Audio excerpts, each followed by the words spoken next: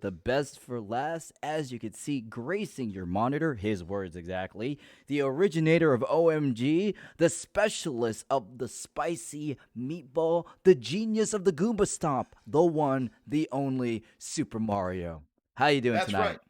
Oh, I am fantastic. It is indeed I, the OG of OMG, the one and only, the one whose beginning descriptor is legendary, the Super Mario.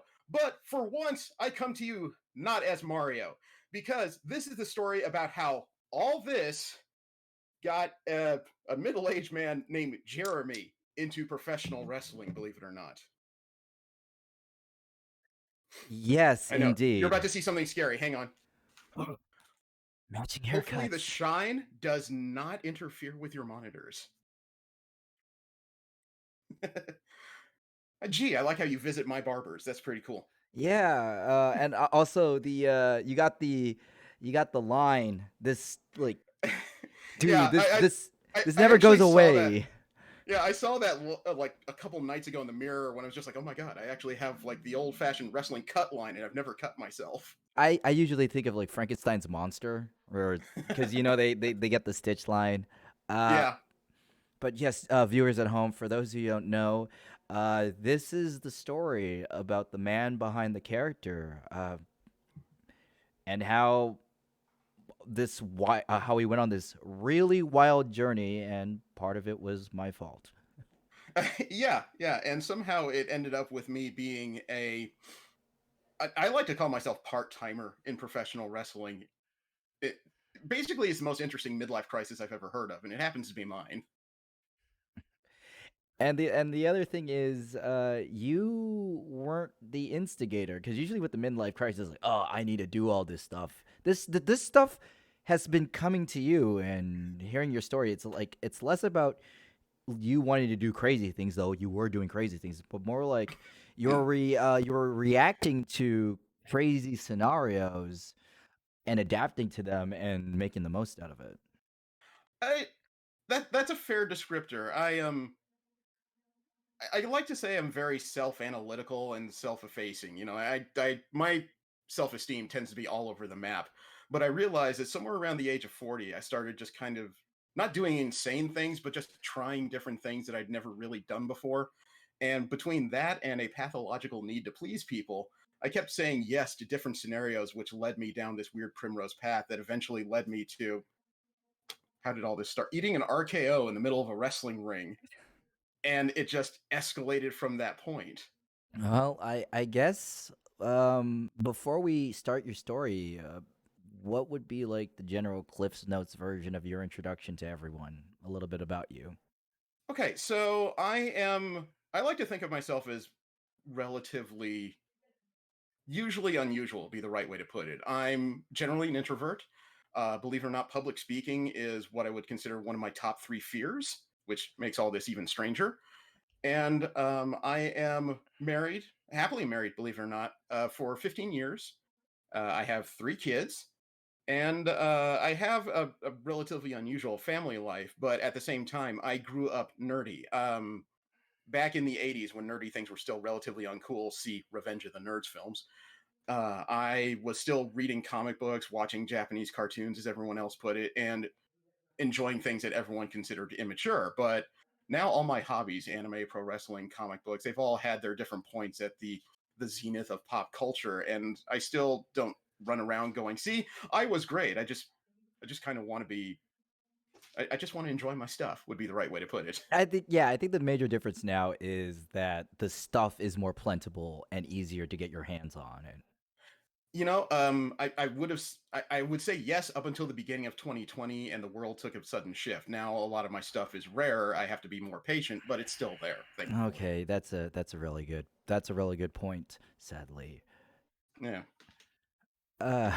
Staple X writes, "How does one fit in wrestling with being an adult?" um, I said yes. That is the literal story. Somebody asked me, and I said yes. But believe it or not, the story of how I ended up there will come up in the story of cosplay to wrestling.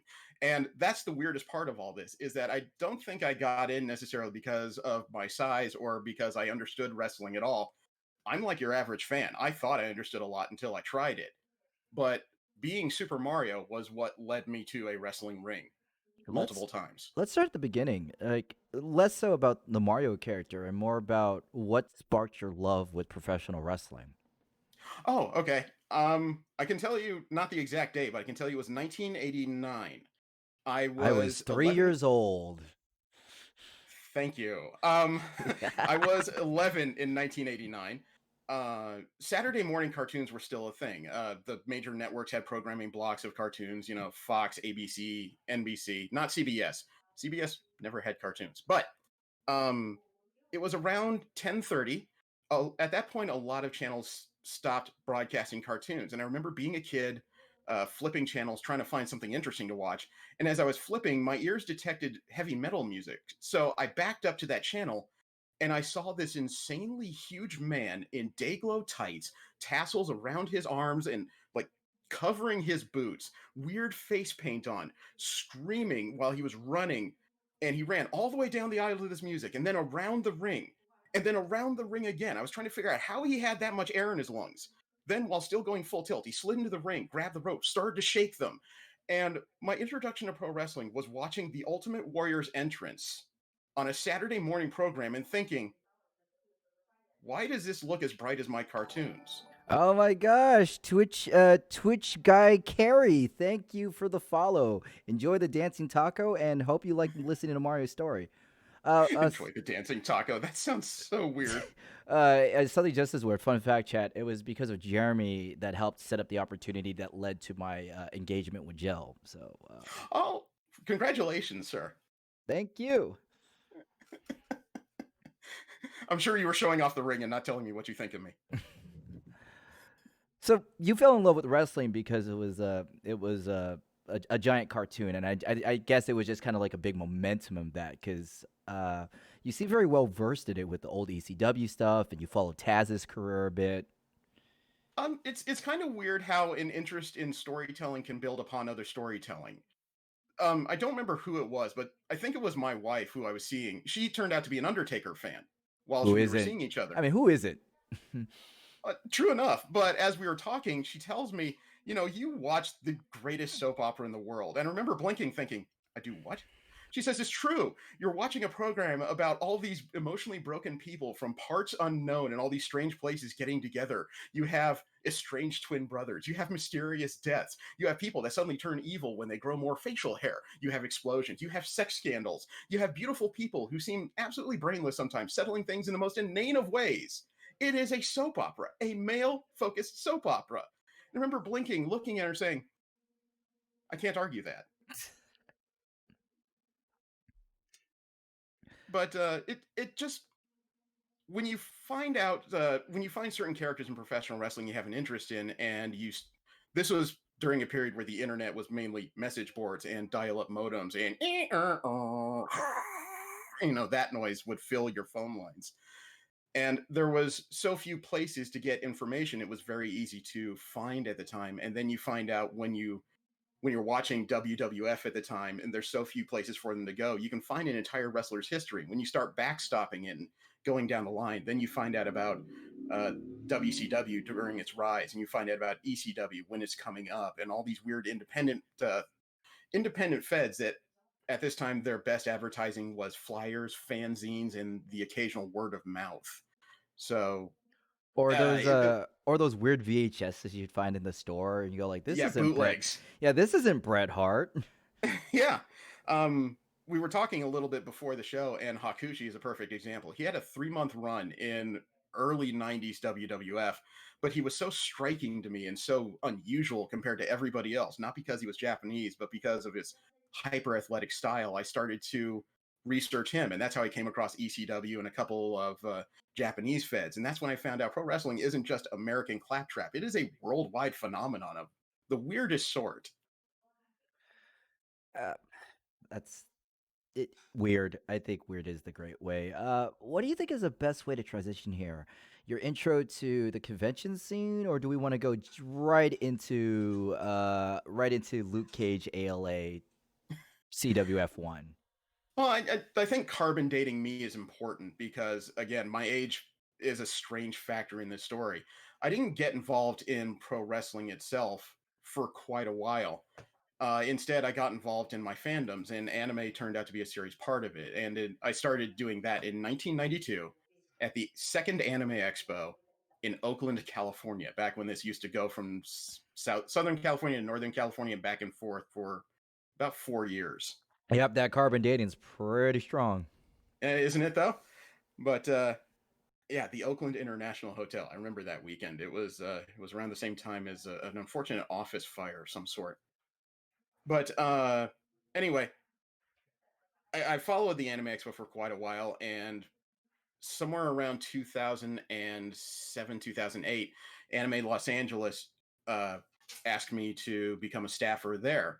So during my, I want to say, second year at Anime Los Angeles was, no, actually, it was closer to my fifth year, was when I was working for a website called Mission Star Podcast at the time, doing convention reporting on top of my staffing duties.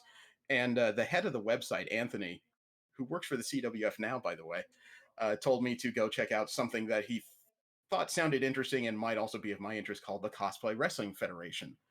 And I didn't know what to think about it at the time, but as a wrestling fan, I decided to go ahead and stop in. And that was my introduction to the CWF, of all things. Just It's not being there as press, more or less. I remember Jeremy had a replica belt, like the real ones, not the KB toys. And isn't that like No, it was is that it like a was a little full sub? on replica of the Attitude Era Big Eagle belt with an F on it. Isn't that like one of your sub hobbies? Is you like collecting replica belts? I do. As a matter of fact, my wife was nice enough to get me a birthday present because my birthday was last spring, and I now have one of these. Oh, nice. That I question would was unzip. Yeah, I would unzip it, but I'm sure that's a big, boring thing for people who tuned in for a different group of stories. that question was a great segue for me to get that belt to be shown off. By the way, but I remember that article distinctly. It was around 2000, yeah, 7 years ago. Back Mhm. when, back when press blog sites were really popular, before social media kind of just like became our hub of communication. And I Yeah. remember you wrote it was a rancorous crowd. That was the exact quote. I remember it just because it was the first time I heard the word rancorous in a long time outside of the Star Wars fandom.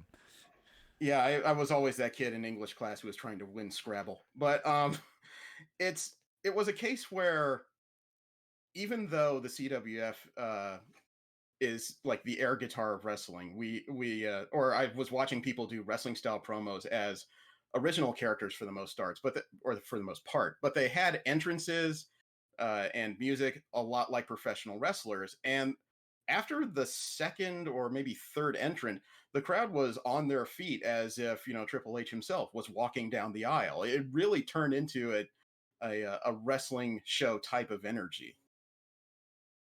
Excuse me, Bugenhagen is the air guitar of wrestling, Staple X writes. Hey, do not make fun of him. Hey, I am still a fan of him. good on Eric Bugenhagen for getting on that ice cream commercial. Daniel was making so much fun of me for screaming during that commercial. Anyone here managed to find those ice cream sandwiches? Because I can't. I'm almost certain that's an East Coast thing. You may have to get those shipped somehow. But so your introduction to CWF, and coincidentally enough, Jeremy, Anthony, and myself ran collaborated with each other without like before this in a it was the Anime Expo when the X Games came in, and Yeah, Anthony. that was like 2011, 2012, I I'm think. horrible with dates. You and you and Daniel are the date people. But literally Anthony was on cosplay.com. This is how old it was. Cosplay.com was we still visited it. And he's like, "Hey, I want the opinion of somebody who was there." And I'm like, "Oh yeah, that's me." And that's when Jeremy's like, "Hey, yeah, you and I recorded an episode with Anthony." I was like, "Oh shit." Yeah, yeah. I didn't realize it until I introduced myself. I think like just before the show, I wanted to be an entrant in CWF. I didn't know there was a pre-sign up. And as soon as you spoke, your voice is so particular or unique. I immediately said, "Oh my god, I know this one." I hydrated Angelica. No, there's a little feature in chat where they spend points to tell me to drink water.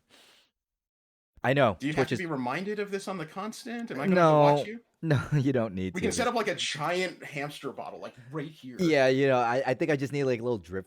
I think an IV injection. Uh,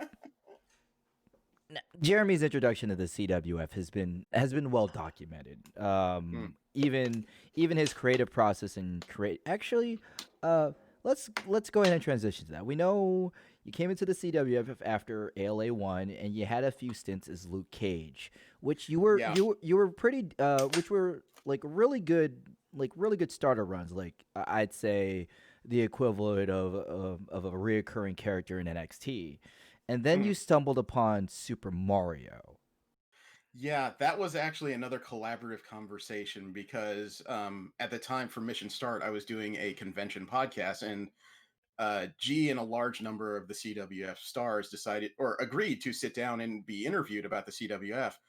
And I remember after a long show, we were sitting there, and G was just kind of lamenting out loud to another one of the organizers, Ken, that there aren't a lot of heels in the CWF. And I was looking for a new creative outlet because my stint as Luke Cage was like 18 months before the Netflix show.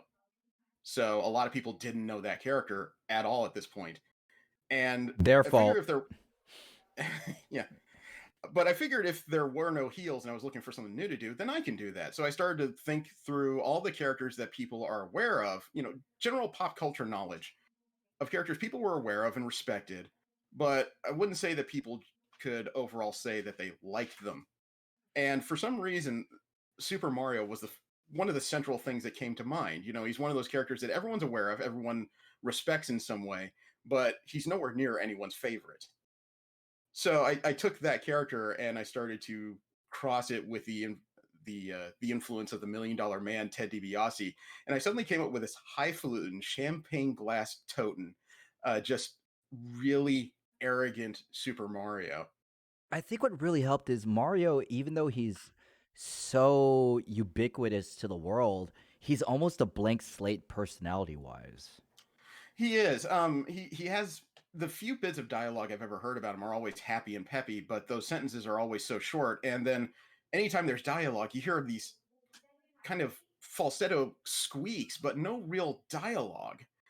And then on top of which, he has this reputation of doing everything. I mean, he's literally been a doctor, a race car driver, a space warrior, Space a Warrior, soldier. party host.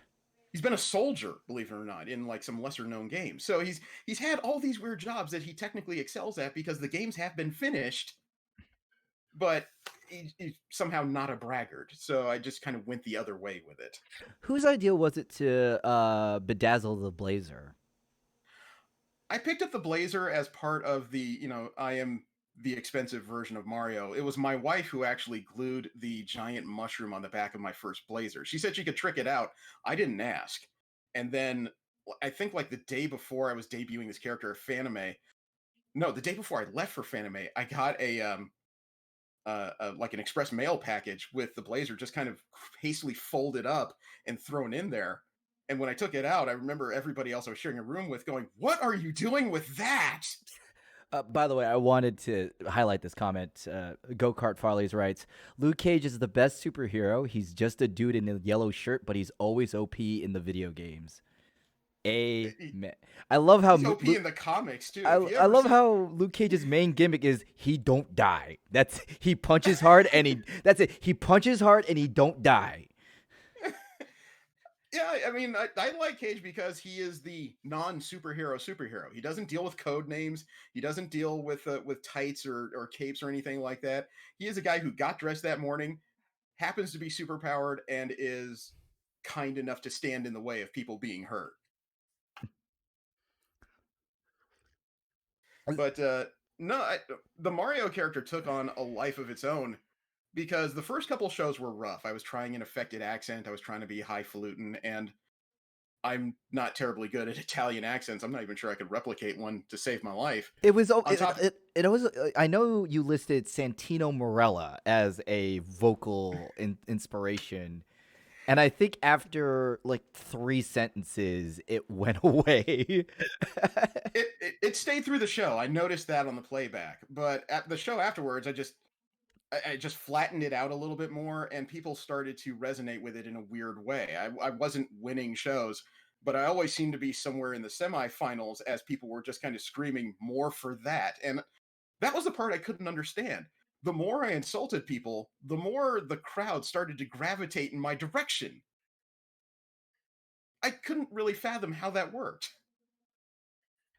And this was speaking from behind the scenes. This was a very interesting time watching Jeremy because I want when he says Mario took over. Yes, like every opportunity Jeremy could go to a nerdy event, he'd have the Mario glasses and the Mario hat and slip into the Mario persona. It was almost like a symbiote took over him. Well, if you check my Instagram, I actually, when I'm going someplace that I think is going to be an interesting background, I have in my backpack that hat, one of these necklaces, and the gloves and the sunglasses there, just in case I look at something and go, this would be a place he would stand. Then I put it on and I film myself real quick and I put it away. I've had people ask me while I'm speaking at Disneyland, excuse me, are you a wrestler? And then I always have to look back and go, kinda. What's it like being in the Mario headspace? Is it something that you have to work to maintain, or is it almost like a second skin to you?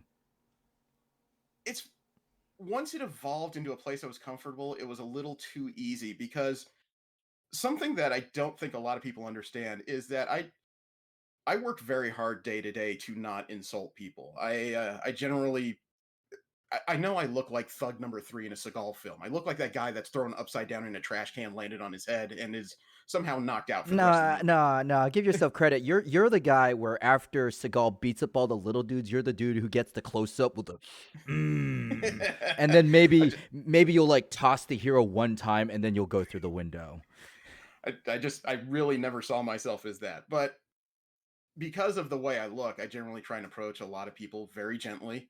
I will stand and listen to conversations for periods of time so I understand which vocabulary I'm allowed to use. Will this person use f bombs or should I avoid that? So when Mario really evolved into a more standard American speech pattern, I just kind of took all those filters that I've been building over the last 40 years out of my brain and let everything dark and vile that's in it start to spew forward, and it exploded. And that's why it's sometimes very easy for me to switch back and forth between the two, because I'll be standing there and actually, good example, last December I was at the Kara Expo with the twins who play Peach and Daisy, Madison and Peyton, and This is the expo that New Japan does, right? frequents, yeah, Frequence. Okay. it's Wanted down in wanted to get Anaheim. wanted to give chat that context. Yeah. And while we were finishing up a promo for the twins, somebody stopped us and said, "You guys look fantastic. Can we take a picture?" It's like, "Oh, sure." So we lined up, and the guy gets in front of me, and his camera switches to video, and he says, "Dude, say it's a me, Mario." And my face went from smiling to blank, and I said, "That's what you want?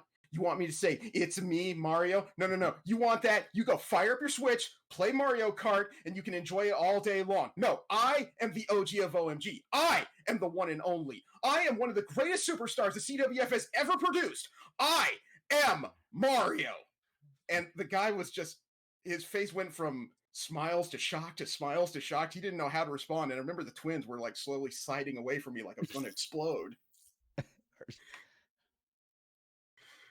It was it was just a sudden promo, and his friend just looked at me and was just going, "Oh yeah, yeah, that's good. Oh yeah, oh." How from the creative process, how do you think the character has changed, or do you feel like you're just better at refining it and drilling it down? I'd like to think it's always changing because of the nature of people's responses. It's one of those things where I tried to go heel, and because of people's responses, I went anti-hero. And because of people's responses to that, it seems to be more of a face at this point. Not because I've changed it, but just because people are more accepting of it. And I'm still tweaking that to find what the face voice would be. it's a little bit harder to do because being an anti-hero like Steve Austin or The Rock in their heyday is pretty simple because you're still insulting people very actively. Yeah, Being a yeah, you're insulting people is just now you're insulting the bad people as opposed to the good people. Well, I mean, I'm still insulting everybody, but it's just a matter if the burn is hot enough, people will enjoy it. But the hard part is trying to keep that attitude and that spirit while not coming up with or not saying those words that I know in my mind would be more than a bit impactful. But you talk about how you were using Mario to override a lot of your day to day social filters. Mhm. I think the most important social filter you told us is how you feared public speaking. Was Yeah. um was that something you had to work around, work through, or is Mario that help cope, or like how did you get past that? Because a lot of people when I tell them that this about you, because I use you as an example, especially. Oh man, I get horrible stage fright. I say that Mario has stage fright. Uh, the best response. I sometimes wonder if I have like an undiagnosed borderline personality disorder, because no matter how many shows or environments I've been in, I still get nervous before I go on stage. I still feel that fear of public speaking, but because a lot of these characters are segments of me, although not entirely me, that fear is always there underlying until the music starts. Once the music starts, it's like I slide into a different mode. The mindset has, the polar caps of my brain have shifted, and all of a sudden I am this other thing until I'm back behind the stage. And as soon as I'm back there, the I don't want to say the confidence, but all the arrogance just kind of washes out of me. I stand up straight, I smile, and I am extremely apologetic if It's I happen to hurt anyone's feelings. Mr. Hyde goes away and Dr. Jekyll retains control of the body. Only if Dr. Jekyll is played by Rick Moranis. I mean, Because uh, this is the first time Jeremy's heard this, but as somebody who wants to help the talent, Jeremy is actually one of the more frustrating people to work with because he literally doesn't remember what he did. So if I said, "Hey, it, when you did that," he's like, "I did do that."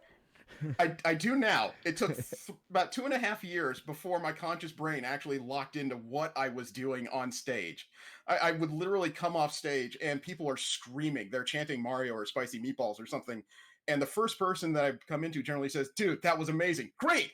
What did I say?" All right, let me go ahead and get you caught up with the chat, Jeremy. First question from Angelica is, when is Florida Man coming back? Florida Man was supposed to come back at Fanime. I was all set to actually play multiple parts at the Fanime show, and I think I nearly had it laid out. But Florida Man is still in my back pocket. I just haven't decided what his launch point will be. Like everything else in 2020, it's kind of TBD at this moment. But he's still there somewhere. And Stapler X just had a small comment for you, which is pretty sure you're good, dude. It's natural to get nerves right before the show. That's half the reason why I wanted to do a panel about my journey to professional wrestling. Is not again. I don't think of myself as that unusual. I have fears and foibles about a lot of the things that I do, but if you give it a shot, you can be amazed how well that you can kind of adapt, find your way through, and it creates a new headspace where more possibilities open up. And that's our segue. Let's talk about the seeds that were planted that led to your first wrestling match. Well, okay, so that started at Fanimania 4. The Mario character had continued its kind of rise, and Fanimania 4 was my winning show. I somehow got all the way through it. I was facing Phoenix Wright for the CWF Championship, and the guy who played Phoenix Wright had said he could just sense that it was like my moment. So he he finished some of his promos with things that I could build off of, and it did just it. The crowd was an explosion I wasn't really looking for at all that night. I thought that was still going to be another stepping stone on the mountain to figure out where I was going, but I was kind of on that night. Um, I will tell you, I had almost no plan going into that night. I knew what I was going to do for round one. I had a very complicated plan that I somehow pulled together. And then my plan for round two and three, assuming I got that far, was just get angry. I've been doing this for 2 years. I've been doing this character for 2 years. He keeps getting overlooked somehow in the semifinals for the finals. Just build on whatever frustration you have and let it all out. And somehow that translated into a win. So after I became champion, I got the attention of another CWF performer, our ring announcer, the voice Donovan Troy. And I guess the performance that night was good enough where he messaged me about 2 months after that show and told me that he had this wicked idea. There was going to be a professional wrestling program via Supreme Pro Wrestling in Sacramento at Sac Anime, and he wanted the character of Super Mario to manage Patrick Fitzpatrick. And when I got that message, I remember just looking at it, and I didn't look at it and say, "Oh my God, I'm going to be in professional wrestling." I remember typing back, "Why do you want me?" I really didn't get it. And he just says, "Well, we've got this guy, and I think you'd be a good match for him." So he sends me a photo of a guy with a bald head, like an old time strongman's handlebar or like oiled mustache. I think it was a black singlet, Yeah, black single. the trunks, and red tights underneath. And I'm staring at this picture, going, "Okay, he looks awesome, but I still don't get why it's me." So Donovan messages me back and says, "Well, everyone likes to insult him by calling him Mario." Oh, I guess I'll give it a shot. Sure. And that was that was the open road into professional wrestling. And this story, once the planning for the show started, the CWF had a show that was supposed to go on with Supreme Pro Wrestling. And no, it was one after the other at that time. It was one The after CW another. Yeah, the Yes. CW went on first and Supreme Pro Wrestling came on later. But my professionalism actually got in the way of full disclosure at this time because I was going to be a special host or introduction to the CWF show. I made plans with G, and then I made extra plans with Supreme Pro Wrestling, and I didn't tell each other of what was being arranged for me, only because I figured it's their independent shows and I want to keep their secrets. So I do my introduction for the CWF show. Then I get to actually hang around and watch the show for a while, which is an interesting experience. Then I have to be patient for 2 to 3 hours of a pro wrestling show because somehow I'm on in the main event as a manager for Patrick Fitzpatrick versus Scoot Robertson. And number one, I've been to a few big and small pro wrestling shows before then. I've been to a few Summer Slams. I've been to, by this time I hadn't been to WrestleMania. I will be. More But I've interesting also was just as interesting was when Willie Mack put that guy in your lap and chopped him. Yeah, that video exists. I haven't posted it anywhere, but I Da da really ought da to. da da da.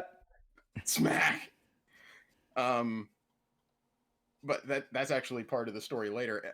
However, at the end of the SPW show, well, I should say ahead of that, Donovan had asked me if I was willing to take a bump, if I was willing to take a move, and my response was, "Yeah, I can, but I'd really like to practice it first. What are we talking about?" And he asked me, "Can you take an RKO?" Yes. Question mark. Notice the Yeah, question mark in this. I put a period on that when I messaged him, but in my brain it was, "Can I?" And my only ask about that was I wanted to practice it first. I didn't want to hurt myself or anybody else. That was important to me. Good So, instinct. so the night of the show, we set up the ring. We go through the entire CWF show. We're halfway through the SPW show, and I finally get called by the wrestlers and the referee to discuss how it's going to go down and my small part in it towards the end. But the entire conversation, nobody brought up the RKO the entire time. So I thought to myself, okay, nobody wants to kill me. I'm absolutely fine with this. I figured everybody thought it was too dangerous. It was just going to go away. And I was still CWF champion at the time. I put down the belt as part of my managerial duties. My guy got hurt, but he still won the match. So I was kind of helping him working with the referee to help him to the back. And then suddenly in the PA system in the room, I hear Mario yelled out. I turn around and there's Scoot Robertson with the heavyweight belt that was supposed to be on the table on his shoulder, standing in the ring. And he dares me to come get it. And that's when my brain kicked into like second gear and said, wait, is this supposed to be the thing? So I milked the moment as much as possible, and people were going, ooh, don't do it. And people were yelling, Scoot, kill him. And I finally got in the ring and I was standing in front of him. And, while we're in the ring and it looks like we're jaw jacking, that's my first taste of pro wrestling communication. and Scoot gives me the cue for the RKO to occur. And my brain is doing this bipolar thing where part of me is going, "Oh my god, this will be amazing! I might die!" And I give him the cue. Scoot hauls it up, and I take the bump. And I, you know what? It was a very loud sound. My head hit the mat, and I wasn't hurt, but I did my best to just lay prone. I when I landed, my eyes somehow stayed open. My mouth was agape, and I just stayed there and just breathed for a bit. No pain, no hurt, but I wasn't even using my eyes to look at anything at this time. So afterwards, while we're loading up the ring, people are walking up to me and telling me, "Good job." I'm like, "Good job for what? Why? What happened?" And it turns out Scoot had been saying, "Yeah, the bump went perfect. That was absolutely great." And I wasn't there for any of these conversations. I didn't even see it because I was there and I can't see what happened. And nobody even posted video of it for over a month. I thought for a moment, out of all the cameras in the world, somehow my little moment escaped anybody recording it. Then a video popped up and I looked at it and just went, "Wow, it's not bad, but I could do better." So that was your first bump. Do you remember anything from that during the experience, like the impact? Like, did you realize that it was harder or easier than you anticipated? I did get a couple tips on how to take an RKO just in case, but I never actually practiced it. So Hard I to practice. remember, yeah, I remember in the moment, I made sure that my feet were off the ground when the move was at its apex, just in case, just in case it came down at a sharp angle and it collapsed. And other than that, I remember it being tremendously loud, but it didn't hurt. No part of me was in pain at all. It was just a case of, I hope that was correct. And I didn't even really hear the crowd reaction because when your head hits the mat, there can be this tremendous booming sound from the wood and the steel holding it together. So I didn't even know how people responded to it. You knew how I responded. only only because you ran up to me later and you were both proud and pissed because you were amazed I did it, yet I didn't tell you this was going to happen. It's the equivalent of watching your friend about to get their ass beat. You know what I mean? Not that I thought you were in danger, but it's that knee jerk reaction. Yeah, when I saw the video later, the video stayed on long enough for me to see G pop out of his chair and go, "Oh my god!" Run down to the ring as if checking on me, and then he just ran back, and I don't know what happened. Meanwhile, there's Ken, still dressed up as Lashady Decree, and his response is,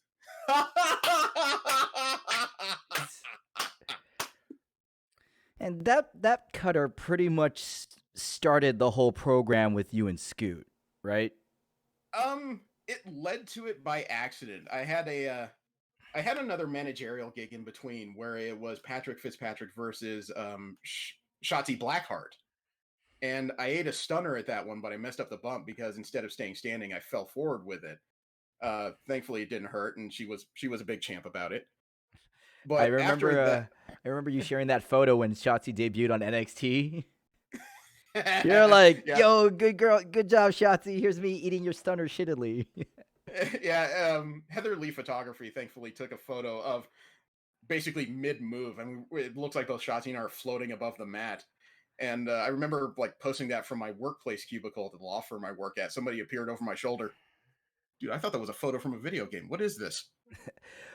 Side note, chat, if you can look up Heather Lee Photography on Facebook, her and Walter do Hmm. amazing work covering pro wrestling in the NorCal area. Fun fact: there was this one video of Joseph J. Brody where he got paid money to insult them, like cut a cameo on him. He's like, "Do you want me to cut a promo on Walter and Heather?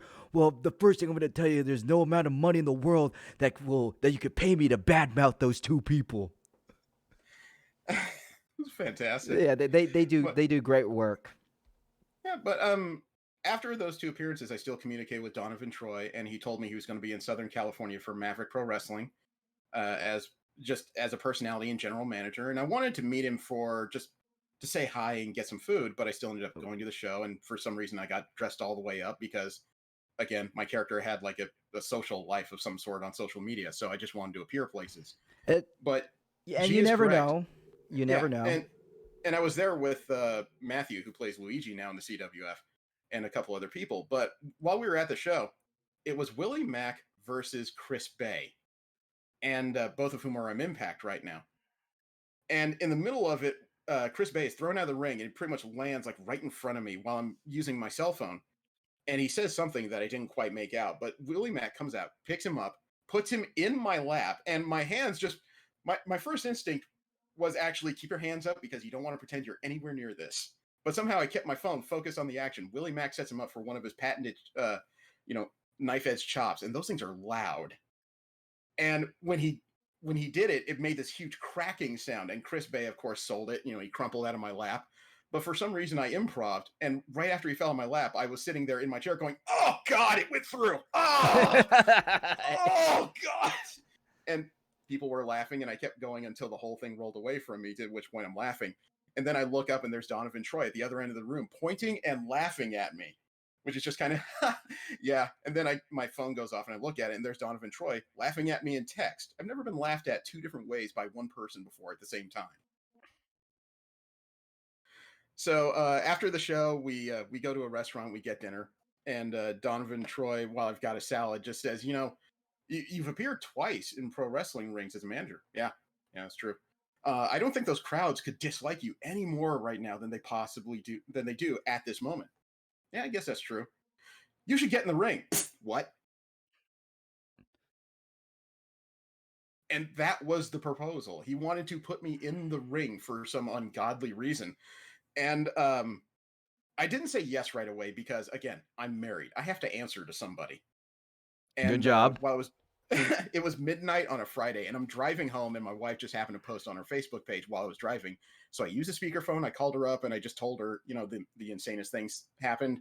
Honey, I know I am 41 at this point, and Donovan Troy says that he wants to put me in a wrestling ring. And there's this long pause, and on the other end of the phone, all I hear is, "So are you going to do it?"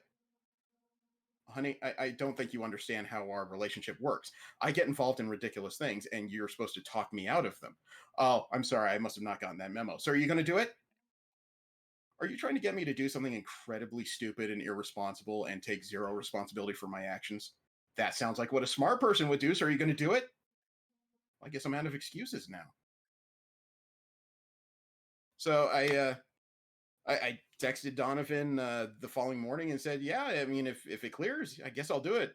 He says, "Okay, I'll have an answer for you probably in a week." 36 hours later, I get another text that says, "Everybody said yes. Congratulations." My God, I need to get trained. And that's the funniest thing about all this to me, because when Donovan booked the show, he tells me, "Okay, you're going to be in the main event in a tag team with Patrick Fitzpatrick versus Phoenix Wright and Scoot Robertson." And I'm the one who just said, "Oh my God, this needs to look good." Because I'm aware I'm the heel manager. I am the sideshow at this point who's never done this. And my main concern was that everybody needs to look good in this match, regardless of how little I'm in it. So I need to find out what I'm doing. And the Phoenix Wright in the CWF was a trained wrestler and referee. So I asked him, what do I need to do to figure out how to do this? And he tells me, "I'm currently working at SoCal Pro Wrestling in Oceanside. I will make some arrangements. Why don't you come down and we'll show you what you need to know?" And that is my foray into professional wrestling. I told everybody who asked me about it, "So how do you feel?" "I feel like I did this backwards." "What do you mean?" "I got put in a main event and then I learned how to wrestle. This is not right." Can you share some insight on your training? Like, before you got into it, like, were you a pretty physically active, pretty physically fit person? And what was it like having a training regimen of this Was I caliber? physically was I physically fit? No. I did weightlifting, not because I was trying to get fitter, but because I'm a heavy set person. I have 3 kids and I want to live to see all of them at least graduate high school. My best description as to my body shape is most people have like a nice V down to the waist and then it tapers out a bit. Me, I'm more like straight up and down. There isn't much by the way of contour. So, while I did some weightlifting, cardio was something I completely ignored. And on top of which, wrestling training generally happens in classes.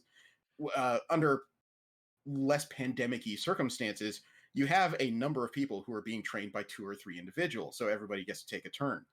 In my case, Phoenix Wright introduced me to Dark Usagi, who was one of the trainers at SoCal, and instead of involving me in a class so I could learn, it was a lot of one-on-one instruction with Phoenix Wright sticking around to take the training himself as well. So whereas people generally wait their turn in a line of 8 people, my training was pretty much go, slight breather, go, slight breather, go, slight breather for 2.5 hours in a warehouse in San Diego with no air conditioning. It's also worth mentioning that instead of wrestling other students, Jeremy's actually practicing on his scene partner. Yeah, it was very useful because it was the same person I'm going to be wrestling, plus or minus the veterans. Uh-oh. Uh Chat uh okay, cool. You froze. Everything was good.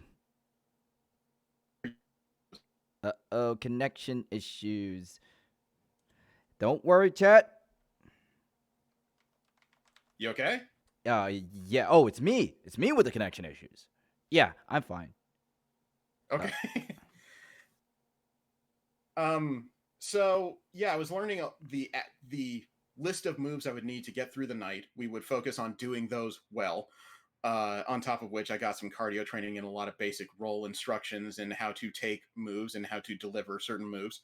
But what was most astonishing was that I tried to eat sensibly before my very first lesson. And after 3.5 hours, I was not very vocal. I wasn't moving very well. My breathing was fine, but I would call it lethargic. And I severely underate. There was a Oh. wrestling show after the training, which is part of the reason why they let me in there that day. So I sat through the show, and I didn't really. I was scared to eat food because I felt like I was going to vomit all the time. And it turns out food was precisely what I needed because as soon as I took a couple bites of a hamburger, I needed another one. And Alex was nice enough to get me like a protein shake because I wasn't dehydrated, but I just had nothing in my system left. So I slowly got better, but at the same time, after doing all that training and finding out how this worked, watching a wrestling show that night was fascinating because now I knew how these people communicated with each other. Now I could see where they were talking about which moves and which spots were going to happen. And Alex was right. He said, everything looks different now, doesn't it? Oh, God, does it? It's like when you know how your favorite magic trick is performed, or you know what visual You effects know, are in movies. the few people who have actually seen me train, I've said, so what's it like seeing how the sausage is made? Uh, And it was really weird because even to go back and watch shows that are some of my favorite shows in wrestling, you start to see where the planning and communication came in and where the crowd response is going to be. And I have to say, Dark Usagi is no longer at SoCal Pro Wrestling, but he was an invaluable teacher to tell me to get me enough to make things look good and look better as things progressed. I want to go and highlight this question from the chat for you. This is written Okay. by Go Kart Follies. Mm. Go Kart writes, I'm tempted to get into CWF, but I'm scared that I'll encounter a moment where I'll just totally bomb. Have you ever experienced that? How'd you get past it? Actually, in the middle of my winning performance at Fanimania 4, I did screw up mid sentence. Um, I described I was describing my boots and I completely screwed up the measurement. I think I described my 12-foot my my 12-foot boot instead of my size 12 boot. And sometimes you just got to roll over and power through it because if people are following you, it's a moment of comedy, but it's something you can build on and it's almost one of those things that draws attention to you just because they're curious what you're going to say next. So everybody screws up. Invariably, even guys that are on national broadcasts of pro wrestling will screw up mid show, and you can see it. But as long as you keep rolling, keep that character going, make it a character moment, it can be amazing. I mean, there's one guy, Titus O'Neil, whose claim to fame is tripping on his way to the Royal Rumble, sliding under the ring. And that became such a heavily watched and heavily memed moment. He actually started to wear shirts that included the word slide on them, and he just made it his thing for a few months. So, Or one of my favorites is Kalisto. I will do a good lucha thing. yeah, yeah. Sometimes you just got to roll through it, roll with the punches, and once you come out the other side, you amazingly it can feel even better than the plan going perfectly. So let's flash forward to your first match with Scoot Robinson and Patrick Fitzpatrick and Alex, the tag team match. Yeah. Yeah. Was there any communication to like make sure that like did they convey like okay, Scoot and Patrick will be doing most of the wrestling? Yeah, that was something that I was concerned about, but I was pretty sure was going to happen because, again, Alex is primarily a referee at this point, trained, but still primarily a referee. I'm a rookie, so the tag team was set up specifically with two veterans in Supreme Pro Wrestling, so that they would do most of the heavy lifting of the match. And I knew that my job was going to be very light. I have high expectations of myself, though, and I just wanted things to look as good as possible because I knew I was probably going to get my comeuppance for being such an annoyance to the fans for two shows that it was going to be very cathartic for people to see me beat up. And I just wanted to take those moves well, deliver what few moves I needed to do well, and just help the show. That was my concern. I to be clear, when Donovan proposed that I should wrestle, I never looked at that and said, "Okay, this is the moment where my road to Vince McMahon begins." No, no, no, no. I knew that that was not my path, and I just wanted to help make a better show. I remember that show distinctly, and I think some of my standout moments with the two of you was when Alex gave you the Michinoku driver, and you gave Alex the sidewalk slam. Was the sidewalk slam kind of like? How did you just decide to do a sidewalk slam? Was that kind of like a fanboy move, or something that you stumbled upon? Like, hey, I'm decent at this. A little column A, a little column B. Alex's Phoenix Wright is roughly half my weight, and again, I've been doing weightlifting, not cardio, so picking him up wasn't that difficult. But the sidewalk slam had always stuck out in my mind because I was a big fan of Kevin Nash as Diesel in WWE, and the sidewalk slam is one of his primary signature moves. It's one of the series six moves of the character. So I knew that was something I was capable of, and I just needed to make sure I could do it. But when I mentioned the sidewalk slam in training sessions, and we tried it out once or twice with an extra training pad, so I wasn't dropping him directly on the mat, um, Dark Usagi said that actually looks pretty sharp. Try that a couple more times, and then they eventually took out the mat, and it stayed as part of my repertoire because it's something that I actually do well. Who knew? The Michinoku driver is a happy accident. I was supposed to get a basic body slam. We practiced it a few times, and I'm not very good at posting up for the body slam. The people taking body slam have to do a particular amount of work and put their hands in good position so that the other person doesn't take all their weight. I wasn't practiced at it, but thankfully things came together at the show, and Alex managed to pick me up. Unfortunately, it was late in the match, and both of us were starting to get kind of gassed.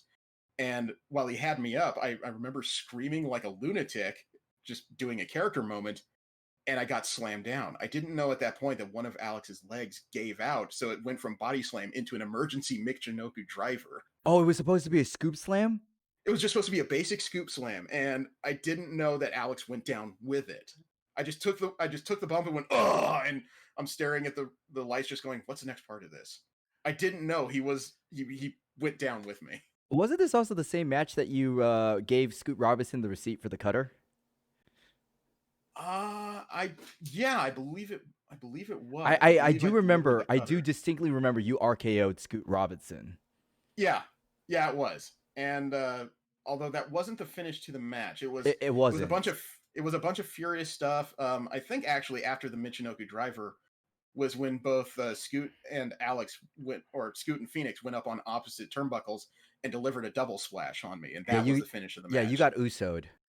Yes, yeah, and uh, okay, so they didn't hit me at the exact same time.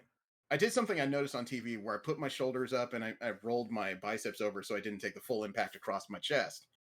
And unfortunately, when that happened, I sat up a little bit to just cushion Alex on his landing. When he did that, unfortunately, that swung my legs up as a pendulum, and they went into Scoot Robertson's midsection as he was landing just after Alex did. I remember talking to you after that, and your first words were, "I'm fine," in the most nonchalant manner. Did you have? So you knew that finish going into the match, right? Um, Not exactly because I knew I was in the match. I did the mental math and figured I was probably not going to be on the winning team. However, I didn't know who was going to go over until the night of the show, as well as nothing was really discussed with me as to how the match would go until we got there. And then I listed out the things I was capable of doing for them. So a lot of that I was just not sure about until I arrived. So you didn't know about the double splash until the day of. No, we were discussing the finish, and when they were discussing something big and bold, and the double splash was what was agreed on as just the big spot. And yeah, yeah, that was discussed pretty much after the second match started, I think. Did you voice any concerns about it? Was like, hey, are you sure, or did you just kind of go, yeah, I'll do it? Yeah, I'm a people pleaser by nature, so if somebody asks me to do something and I'm capable of trying it, my immediate reaction is, I'll give it a shot. But when they discussed the double splash, there was a part of me, there was some part of me that just said, "Oh, this is going to be awesome," and then there's another part that just says, "Just lay there and take it, huh?" Yeah, yeah, I can I do that. I remember Donovan, because Donovan talked to me during Krakencon saying how he would want to do a move on me, and his whole thing was a running splash. And already I'm Mhm. like, are you sure? Are you sure about, like, I'm already voicing my apprehensions. So I can only imagine, like, if I were in your shoes, like the amount of bargaining I would do to, like, make sure that either I was safe or tone it down. So I Well, I I wondered what was going through your head at the time. it's kind of another aspect of my my PG midlife crisis we were talking about, in that it's not a pathological need to say yes to everything that's proposed to me. I will not jump off bridges or anything insane like that. But it's one of those cases where it's literally a case of, well, at the time I thought it was going to be one match, and who else is going to ask a 41, 42-year-old man to wrestle as a rookie in a main event? So I might as well give it a reasonable shot. So that was my mindset in the entire thing. And that morning I nearly had a small anxiety attack, actually. I would too. Because, well, no, not because of the match, but because I ran into the manager of Supreme Pro Wrestling. I'd never met him physically before, and he was really kind. He ran into me and Alex as we were like getting badges, and he said, "I'm really looking forward to the match tonight." Yeah, yeah, that's cool. That's cool. We worked on it. I'm looking forward to the next couple as well. I'm sorry. That's an inappropriate response. What did you just say? Nobody told me this was supposed to be a series of matches. That was the moment I was told there's more than one. I need to ask, and especially I think some people at home are wondering, for those who have never trained before, what's the best way you could describe taking a double splash?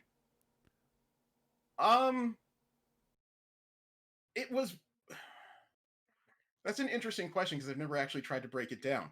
I just tried to keep myself as even as possible and not spread myself out, because as much as I'm just supposed to lay there and take the move, if my arms are spread at all and somebody happens to hit their knee on it, they could break my arm.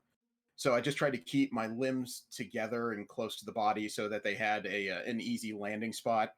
And once the move came down, the way they landed, neither person put all their weight on my extremities or my torso. So my breathing was relatively even. All I had to do was make sure to breathe out when they landed so that I wasn't like I wasn't stuck with whatever air and it was exploding out of my lungs, and just relax. And that is the most difficult part when you're trying to make things look good, at least for me, because I function at medium anxiety generally. So when I'm trying to make things look better for other people, that drives my anxiety up. It is, but because it took them more than a couple seconds to climb those turnbuckles and milk the moment and get the crowd on their feet, I had a second to think about it, calm down, inhale, and wait for them to come, which sounded way less PG than I intended, but that's the truth. It's always also pretty hard to override that instinct when you know something's coming at you that you internally brace for it.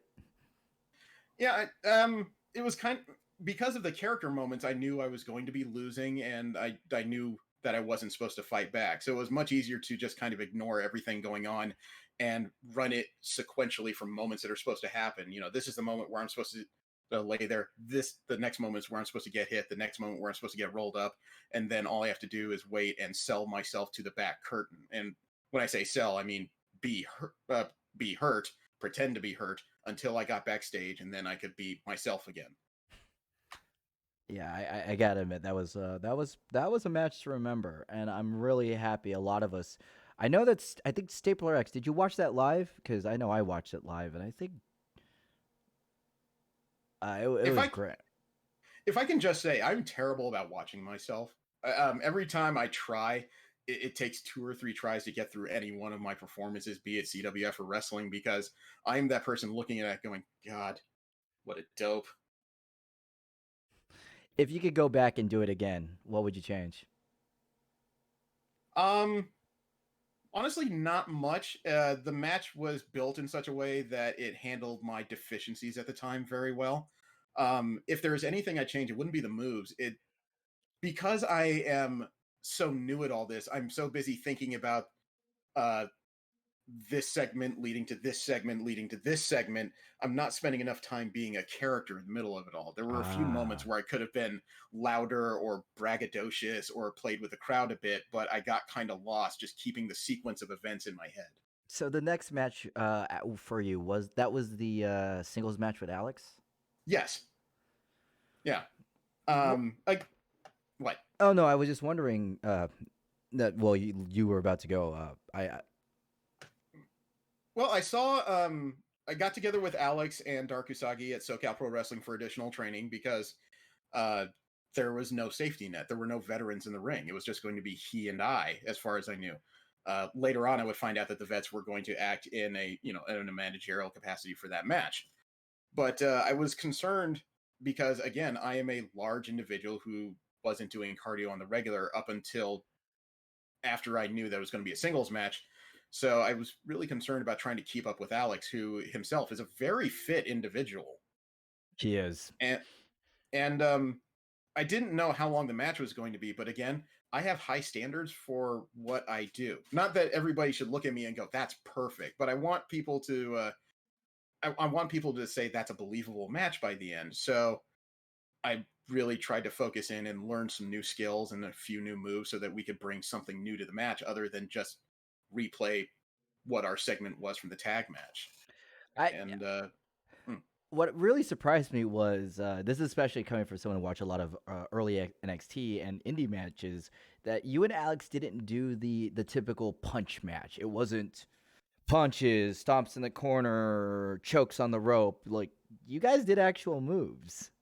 no, and I credit Dark Usagi a lot for that because when we were training for the singles match, Usagi's idea was that okay, so they don't know that Phoenix Wright is a trained wrestler and they think you're just a manager who's hanging around with other people and getting famous off their stuff. So what we do is we keep the first half of the match very basic, we collar and elbow tie-ups, Boston crabs, things just about anybody could do with a little bit of practice, and then the second half of the match we kick out big move and then we show them that you guys actually know what you're doing.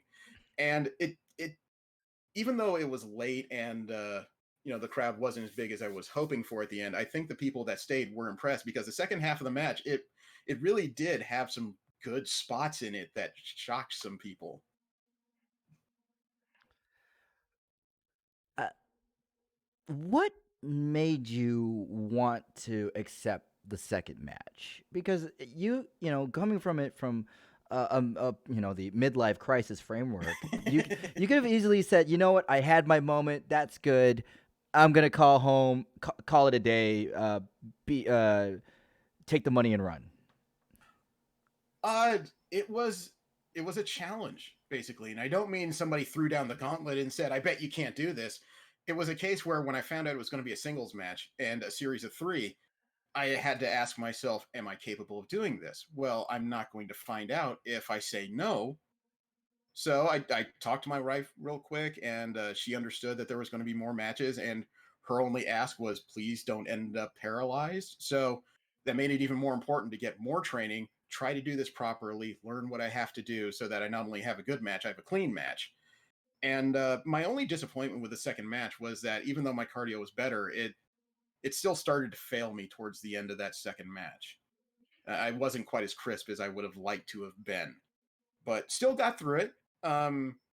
I wouldn't call it a pretty match, but it got the point across, and there was the addition of Scoot and Patrick battling on the outside, which just kind of drew some attention. And I even managed to add more character into the second match because there was a moment where I was running after Phoenix Wright. He he does that thing where he pushes himself into the turnbuckle, gets over me, and he runs towards the other turnbuckle and he pushes up and he tries to get over me, but I caught him.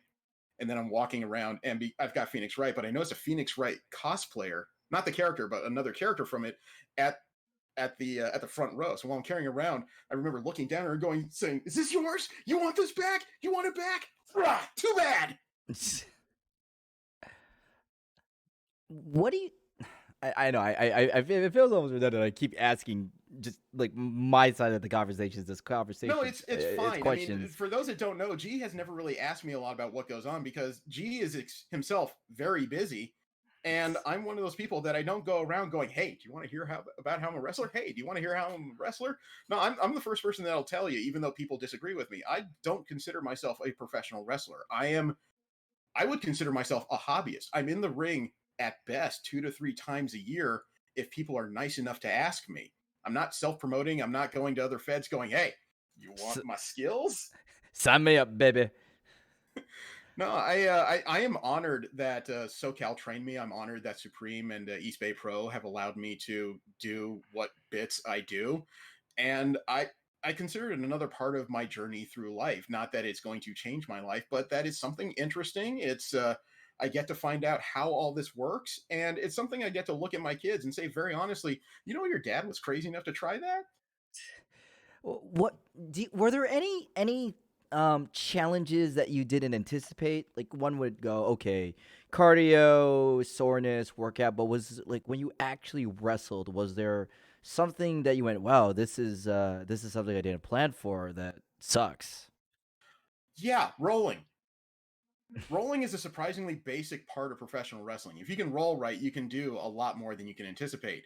And while okay, so I'm 42. I'm rolly. I'm not in the good way. I am wide. I my flexibility is not where I'd like it to be. So when I'm trying to learn rolling, I mean forward rolling, given some practice, I start to lock it down and it starts to look fairly good. Backwards rolls, however, are not something my balance is attributed to. I'm a former nose tackle in like high school and college football. My non de plume is I stand and I block and I make sure that the right people get around me. So asking me to be this agile individual was not something I was ever anticipating anyone asking me to do. And my backwards rolls as a result are not very good. I don't feel like my balance is ever there, and my neck is not terribly flexible, and You the you, separation between my head and shoulders is not very long. you kind of do like So one of those backward like oblong like not oblong. I go up over my back, but my head's kind of bent at this angle, and I'm trying oh to push up, dear. and I'm just going, ah, okay, I'm on my feet, I think. Wow. Oh But man. there is actually something I can do fairly well that I didn't Which anticipate. is? I can take a snap mare and land on my rear end. Oh, you so you could take a really crisp snap mare. Yeah, I mean, every time I've tried, and I'm not saying this to blow my own horn. It was a case where Renee's saying, "Okay, you've seen how to take a snap mare? Sure. Okay, so let's try it." And all of a sudden, he I'm standing behind him. He grasps the back of my head. He does the motion, and it's my job to put myself over his shoulder and land on the mat. But somehow I did it with enough torque that the first time he did it, I flipped over and landed on my butt. And I remember going, "That's not how this is supposed to work." And that's when Renee says, "Do that again." So he does it a second time, and I land on my butt. And he said, "Okay, we can work with this." So And every time, what did that I was going to transition say, every to? time I've taken a snap mirror, regardless of who does it, I land on my butt in front of them. Wow. Uh I love stories like that where you find out things that you are I don't want to say naturally good at, but more like you have a surprise affinity for. Snap mares is yours, apparently. Yeah, and it's one of those things where it sets itself up rather well because nobody has to pick me up afterwards to like put me in a rear a rear headlock. Oh, they snap mirror me. I'm right in front of them, so they can just drop down and there you go. I gotta ask, what's next for you?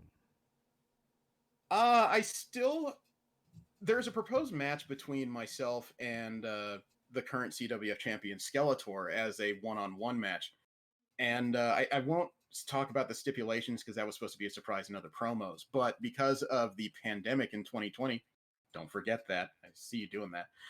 because No, of the no, I 2020. have to do it because someone told me to hydrate. Okay. Yeah, because of the pandemic, those plans have been put on hold, although there still seems to be an interest in it happening. So we shall see, because if there's anything I can say that I'm sure about in pro wrestling is that plans can change in a heartbeat depending upon injury or just even timing of an event. So I would like to see it happen. I would like the plan to come all the way through as intended, but we'll just have to see what happens once things find their balance. I think that's a very good point. Uh, before it sounds like I've covered almost everything, but before I do, I definitely want to touch base There is on there is one thing we forgot. which Match is number 3, the second tag team match. oh, the second tag team match. That's Yeah, right.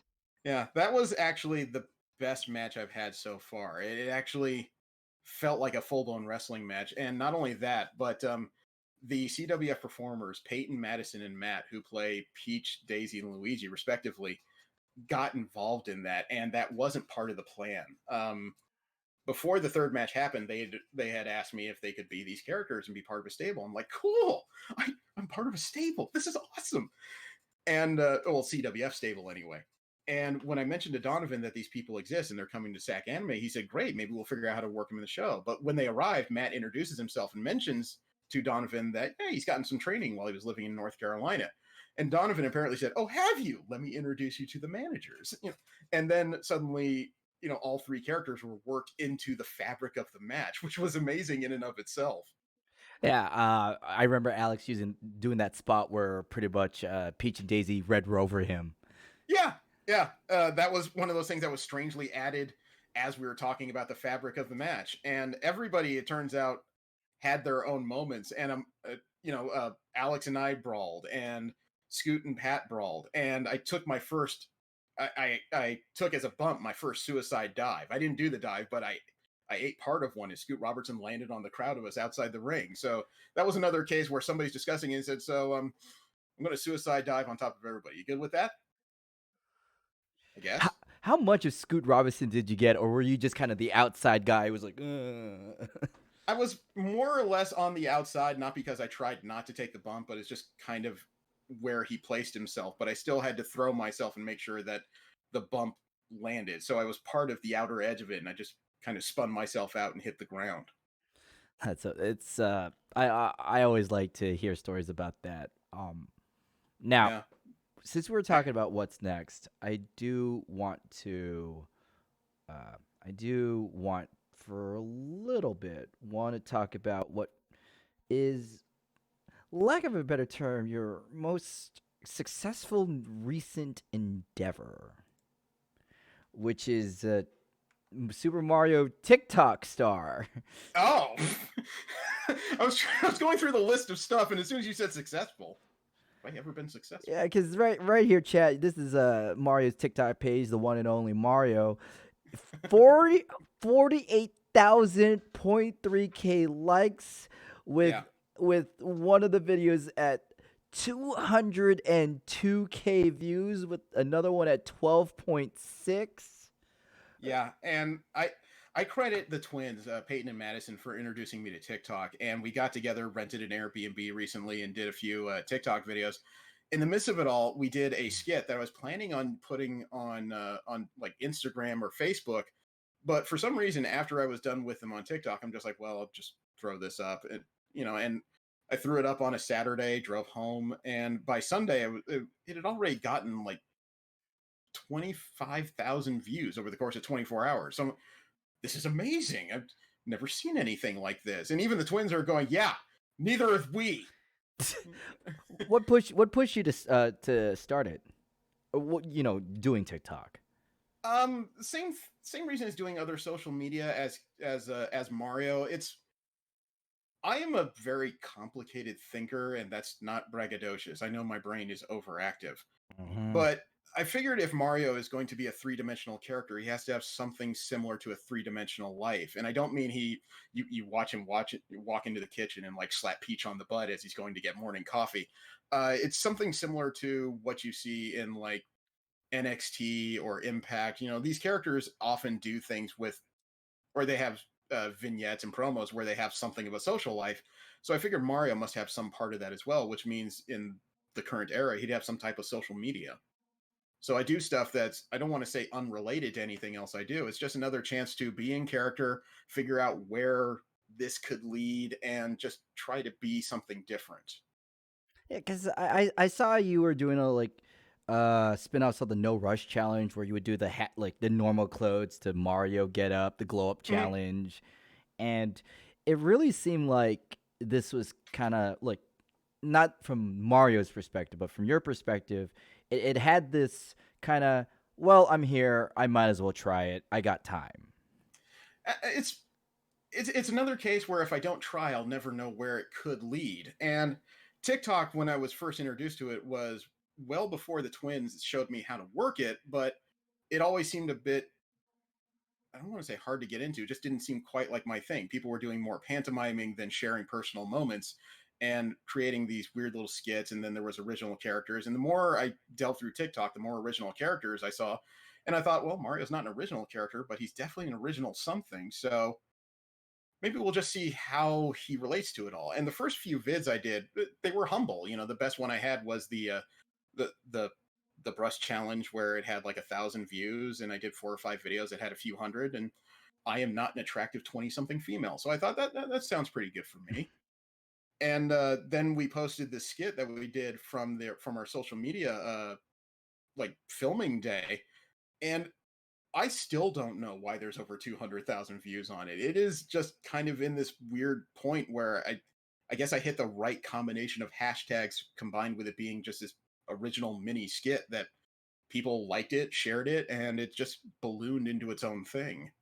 It's definitely kind of an extension of the lessons that we are learning right now, since you and I can't do what we normally do. We're just Mhm. trying to find ways. And I think one of the lessons that you really pushed for within the team was we should be doing something so we could stay in everyone's frontal cortex.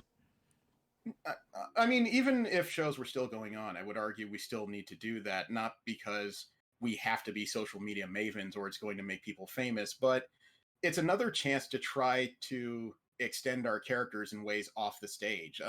Some of us, the characters live and die in those moments where we're performing in front of other people. And I, again, I'm just too complicated of a thinker because I kept thinking, well, what does Mario do in its off time?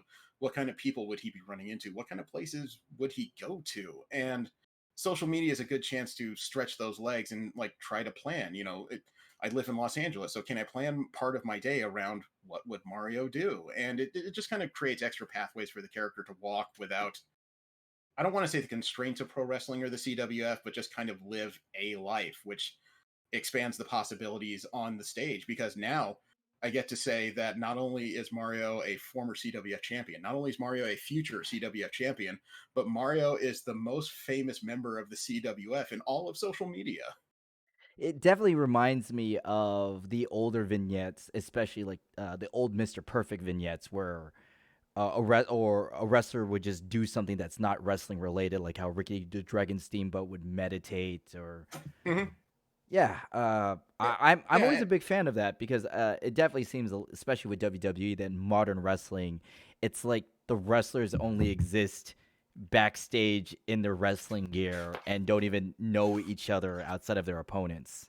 yeah. I mean, if you'll excuse me for a sec, I've actually started to do things just to prepare for future life as Mario. I pick things up like this when they're on random sale at stores. And at the same time, I overextend when it comes to preparation because during my entrances, I tend, whether no matter where I am, I tend to toss out gold coins everywhere, which also led me to find out that I live near what would you call it, a movie prop company, which happened to be selling stuff like this. Hey. So I prepare myself for multiple eventualities, promos, or even stage moments that just require unusual stuff. So it's the curse of an overthinker. I probably spent money I don't need to, but at least if I need the stuff, I got it. Better to have it and not need it than need it and not have it. Yeah, and especially since I'm sharing space now with the rest of La Familia, Peach, Daisy, and Luigi, I need to make sure that they're prepared as well. And I have overbought when it comes to gold coins to make sure that if necessary, they can use them. People fight over those gold coins. You know that? That freaks me out. Especially It since really like, does. they're like not to knock you. They're like your Party City of generic pirate gold doubloon coins. Yeah, and again, when I'm in the middle of an entrance, I'm focused on getting myself down to that stage in a stylish yet efficient manner. So I'm usually not aware until like after I'm done with my promo, I come back and not only are people telling me, yeah, they dove into the aisle after you to get those coins, but I'm still looking around. And as soon as I'm finished, I guess people that enjoy those promos are looking around their seats, just trying to find out if a coin happened to land near. There it is. Hey, it makes it easy for a cleanup staff. Yeah, it's kind of amazing to toss out like an average of probably 3 to 4 handfuls of coins and then get maybe 7 back over the course of the night. That's pretty much what I wanted to ask. Was there anything else you wanted to cover before we conclude for the night? Um, I should give several thank yous because of my appearances in various companies. First of all, I need to thank you and Ken. Without you two influence in starting the CWF, I would never have landed in pro wrestling in any sort of capacity. I have to thank Donovan Troy for at least giving me the opportunity to try this and being nice enough to ask me back when I did it by my standards fairly well. And I also have to thank Sir Samurai and Scott Armstrong at Supreme Pro Wrestling. I need to make sure I thank Alex and Dark Usagi over at SoCal Pro. I need to thank the owners and the wrestlers over at East Bay Pro. I've appeared there once, and apparently they would like me to come back, as well as Jody Christofferson, Warpig, who's been on NXT as an independent wrestler. He added me to one of his matches, and I'm very grateful. I need to thank Scoot Robertson and Patrick Fitzpatrick because they were patient enough to allow a complete rookie old man into the ring with them. In the main event. Yeah, yeah. And I have several other people I would honestly like to thank. I mean, there's an entire list, and I need to thank Sanders over at Supreme Pro because after one of my matches, he actually asked me, "Why don't you do more shows? You're always improving. You're looking great out there." And I had to tell him, I don't live in this city. I'm from LA. This is Sacramento. He said, "Oh, well, Rock and Rodeo Express, right? I think I've met them. They come all the time. Hitch a ride, dude." Oh, huh. I'm really unprepared for praise. That's the But exact look he gives me every time I praise him, by the way. Especially when he yeah, won. Like, you won, Jeremy. I did? Huh.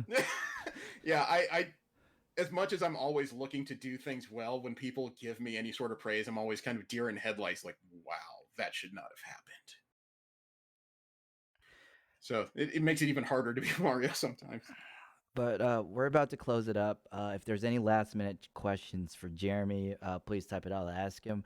I am so happy I got to do this with you, and not only Well, to thank listen you. not only to listen to your story, but I think this was really fun. I think I had a lot of fun going back and forth with you. Well, I appreciate you giving me a platform to tell this story because it sounds egotistical, but it sounds so weird for a 42-year-old to get an entry into professional wrestling because he's a cosplayer, Yeah, and that just I remember how you said you wanted to do it for ALA and it never happened. So when I was thinking of content for this weekend, I was like, "Oh yeah, Jeremy's got that panel that he never got to do. So let's go do that." yeah. If I had a short list though, if people are curious how to break into professional wrestling, my way was complete fluke. I mean, the only person who was even flukier was Mick Foley, possibly. So I would say number one, find yourself a good school. And I know that's difficult in the current era, but at least research and find out which are available so that you can enter when you have the time and money. And don't just learn the moves, learn how to socialize because when you're in independence, you have to be able to market yourself to a number of different companies and allow yourself to evolve. I'm sure everybody has that idea right now of the perfect wrestler they'd want to be, but you'd be surprised where your skills will take you if you keep yourself open to evolution and the possibilities that you find in the middle of a show. I gotta thank you, Jeremy, and I gotta definitely thank everyone here tonight. This was our last panel of AXtreme Rules. I don't know what's gonna be happening next. None of us do. Like the human race.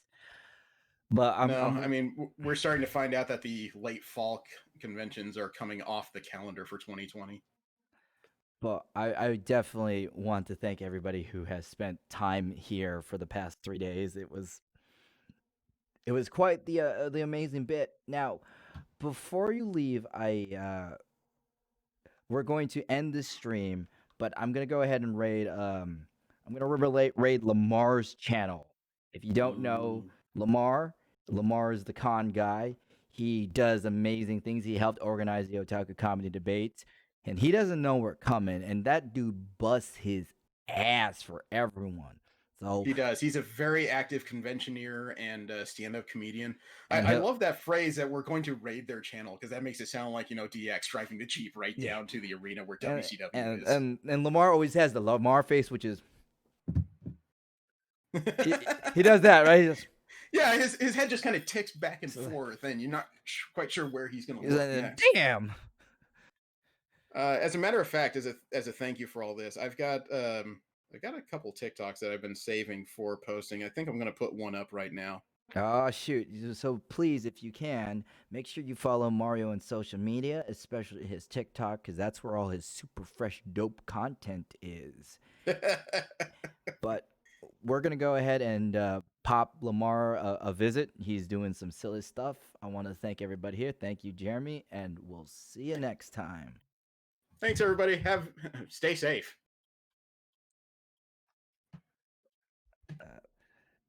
Getting that raid. Let me just get that raid in, just like Raid Shadow Legends. Oh man, That about went to. a little longer than I expected, but that was good.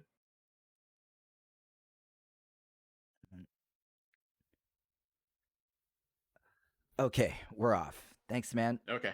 I Oh, no will, problem. Thank you. of course. That's where the flow was, and hope you have some. I actually found my second wind in the middle of all that. I'm kind of All right, amazed. bye. See you later, Bye. man.